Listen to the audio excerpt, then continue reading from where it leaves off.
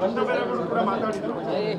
ಬೈರೇಗೌಡರಿಗೆ ಮಾತಾಡಕ್ಕೆ ಅಮಿತ್ ಶಾ ಅವರು ಸರ್ ಬಿಟ್ಟಿ ಭಾಗ್ಯಗಳಿಗೆಲ್ಲ ಈಗ ಅಮಿತ್ ಶಾ ಅವರು ಕರ್ನಾಟಕಕ್ಕೆ ಬರಗೈಲಿ ಬಂದವ್ರೆ.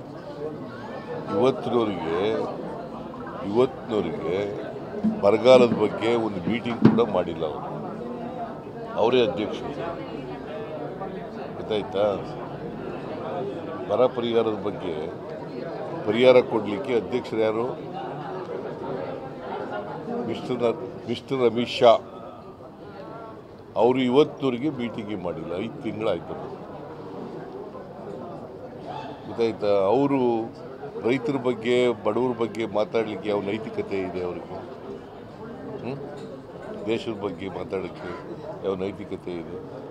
ರೈತರು ಇಲ್ಲಿ ಕಷ್ಟಪಡ್ತಾ ಇದ್ದಾರೆ, ಬರಗಾಲ ಎದುರಿಸ್ತಾ ಇದ್ದಾರೆ, ಕುಡಿಯೋಕ್ಕೆ ನೀರಿಗೆ ತೊಂದರೆ ಇದೆ, ಕೆಲಸಕ್ಕೆ ತೊಂದರೆ ಇದೆ.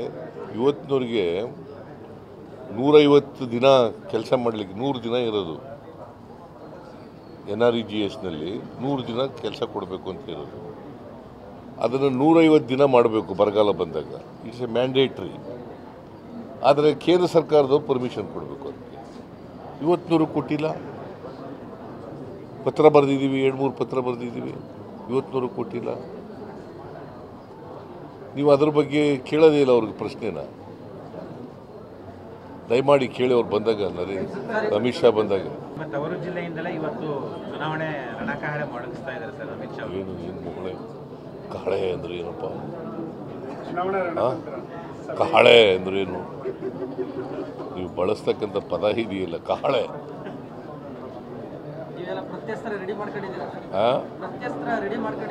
ಏನ ಎರಡೂ ಗೆಲ್ತೀವಿ. ಚಾಮರಾಜನಗರ, ಮೈಸೂರು ಎರಡೂ ಗೆಲ್ತೀವಿ. ಅವ್ರು ಹೋಗಿದ್ದಾರಲ್ಲ, ಅವೆರಡೂ ಗೆಲ್ತೀವಿ.